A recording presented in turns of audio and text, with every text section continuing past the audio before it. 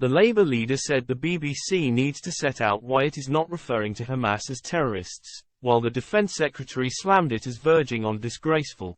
The BBC is facing a growing storm over its refusal to describe Hamas as terrorists. Labour leader Sir Keir Starmer this morning called on the corporation to explain why it does not use the term amid the attacks on Israel over the weekend.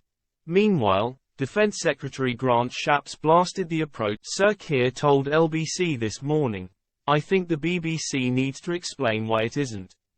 I said terrorism and terrorist, and to me that's obviously what we are witnessing. I think other channels may not be either, but I'm not across all the detail of that."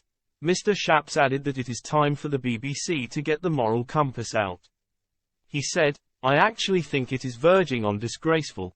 This idea that there is some sort of equivalence, and they'll always say, well, there are two sides.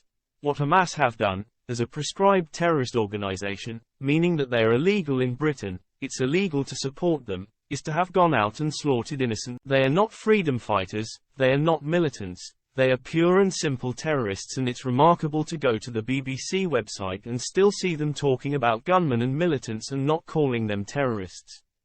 I don't know what's going on there. But I think that it's time to get the moral compass out at the BBC. Hamas is prescribed in the UK, meaning the government sees it